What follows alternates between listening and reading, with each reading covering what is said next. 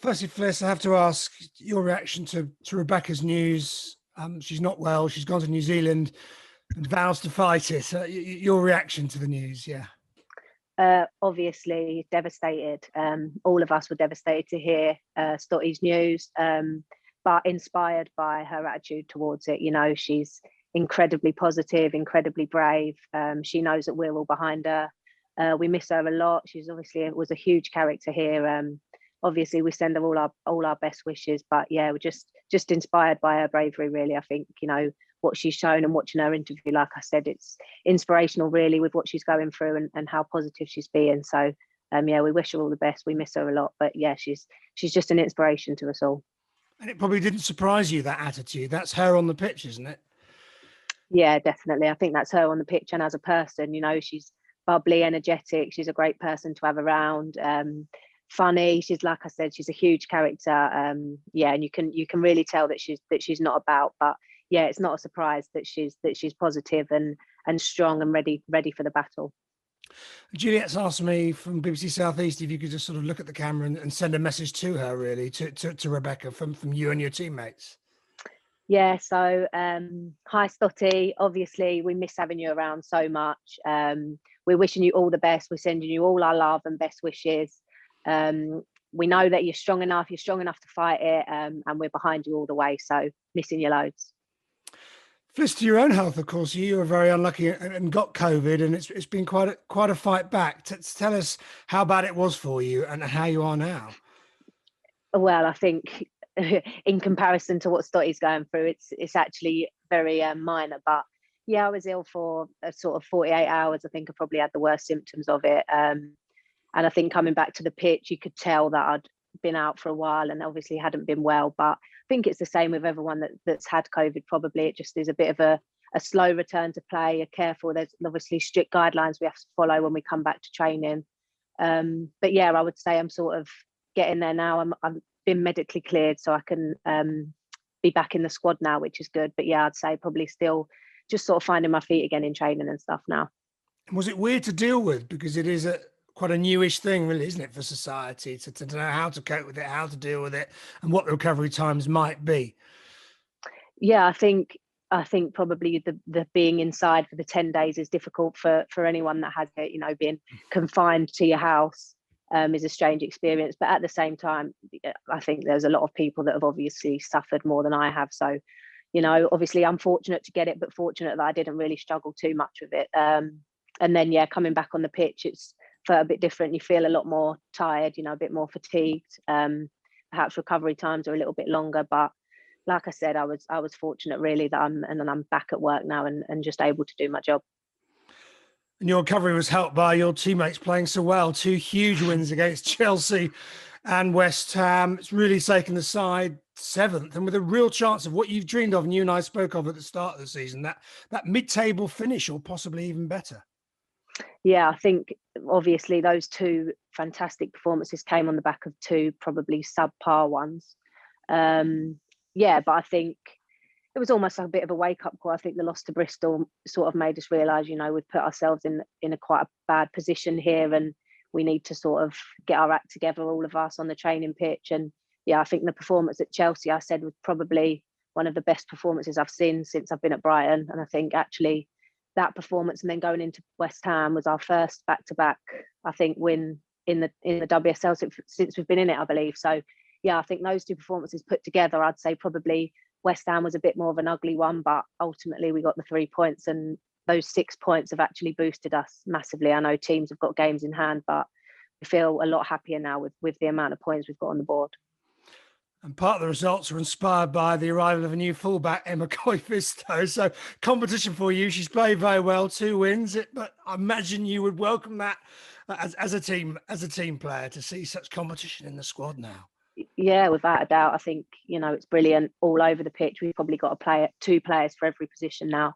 Yeah, I think Emma came in. I think she's been brilliant. I think it's good for us as well. She can play left or right back. So again, that gives us other options. She's a experienced international player, so it's only, I think, gonna help us as a team and push us on. And for me as well, it's someone else I can learn off and watch, and that will help me improve as a player as well.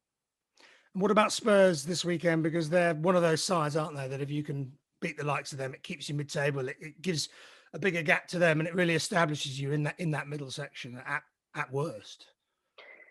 Yeah, I think it's another huge fixture. I think, to be honest, all of them up until the end of the season now are big games for us. I don't think we've beaten Spurs in the WSL yet, and I know that we was a bit disappointed with our performance when we went away to them previously this season. So we'll definitely be looking to improve on that. And yeah, like I've said before, they're the sort of teams that we'd like to be competing with. And if we're going to want to push and sort of be a mid-table team, if you like, those are the sort of teams that we'll be hoping to take the 3 points off. But we know, again, it's going to be a very hard test.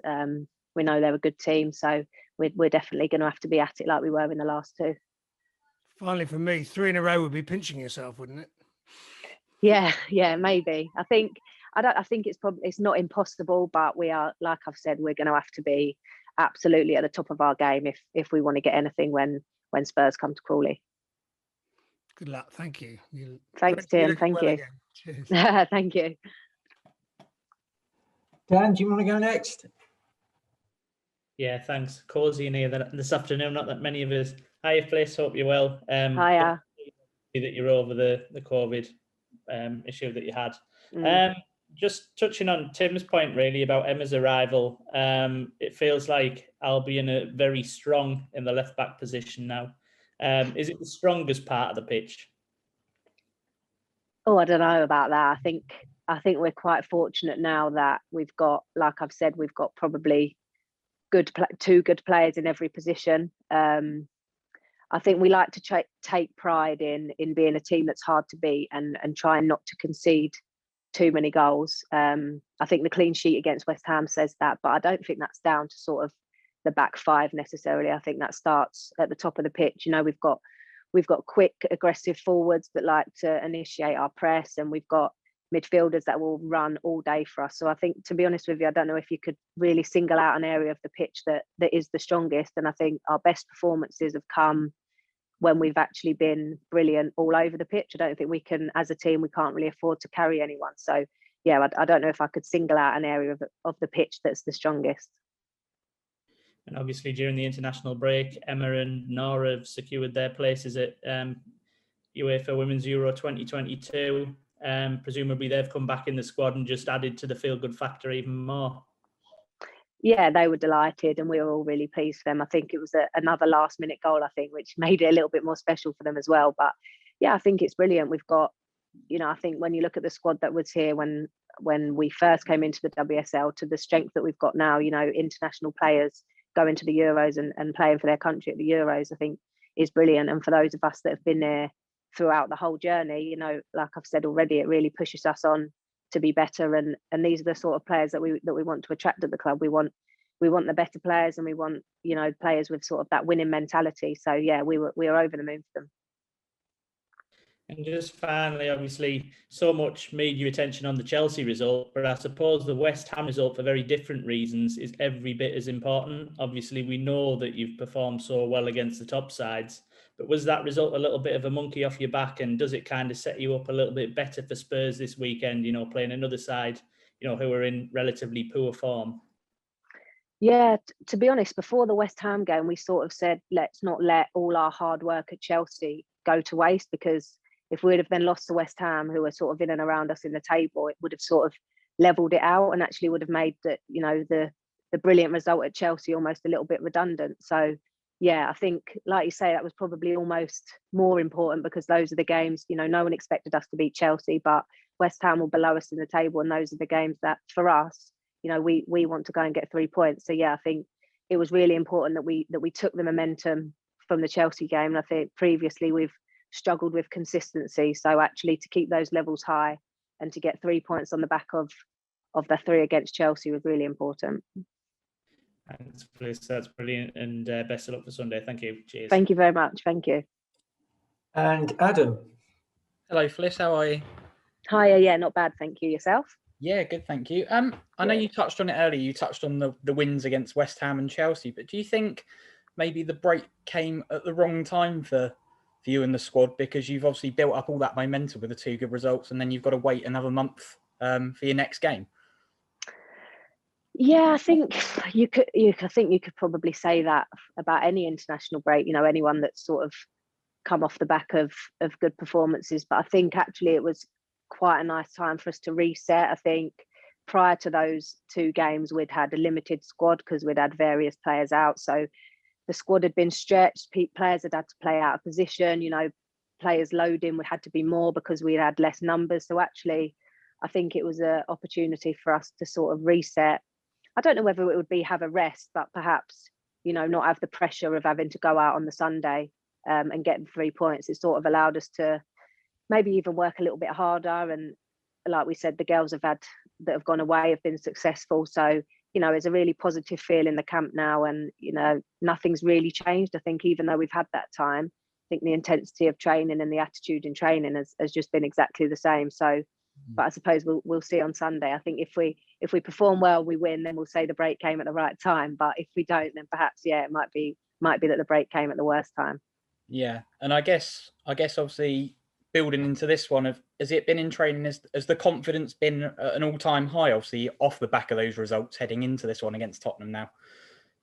Yeah, I think we probably were a little bit low on confidence going into the Bristol game and even the Man City game, perhaps. And maybe we lacked a little bit of self-belief, but I think the way we then, managed to dig ourselves out of a really low point and then go on to probably one of what will probably be one of the highest points of our season in the Chelsea win shows a lot about our character and, our resilience. And I think, that's boosted our confidence. And personally, I've seen a change in, the intensity of training. And I think that happened after the Bristol game. I think that was sort of the kick that we needed to sort of like get ourselves going and realizing that, we'd let our standards drop on the training pitch and on Sundays. So, I think we've lifted our standards and our expectations on and off the pitch. And I think we've managed to maintain them up until now. So, we'll be hoping that we can carry on into Sunday. Yeah, and those wins against Chelsea and West Ham have obviously got a bit of recognition, obviously from the media and elsewhere and fans. Obviously you got the team got that performance of the week award, but now obviously this morning Aileen Whelan and Hope Powell have obviously been nominated for Player and Manager of the Month. Is it good for you as a side to see players and your manager getting recognised for their efforts? Yeah, without a doubt. I think, to be honest with you, I think Aileen will be the first person to say, it's the team that's done well, but you can't ignore her individual performances have really helped us out, and obviously her goals as well that have helped us win those games. So I think it's important that we're being recognised individually, but I think collectively, the 11 that have been out on the pitch and those that have come into the game, everyone's done their job as they're supposed to. Everyone's gone about it professionally, and I think though Hope and Aileen being credited with those just says a lot about sort of the work that everyone is doing. So it's good for them individually, but I think, like I say, I think they'll say it's definitely been a team effort. Yeah, and finally, obviously, your opponents on Sunday, Tottenham, have had a bit of a rough run recently. They've had 3 defeats in a row. Are you expecting them as a side? Are you expecting them to bounce back and really want to make a statement against you guys on Sunday? Yeah, of course. And I think Tottenham they're a very good team. I think whenever we played them, it's always been a very hard game. So I think regardless of the results that they've had, we know that as a team, they're very good. I think they've been really good since their new manager's come in. They beat us last time. It was their first game with the new manager and they beat us. And individually, they've got very good players as well. So it's going to be a difficult game. We know that they're going to want to win. They want to bounce back from sort of the dip of form that they've had. We know how that is.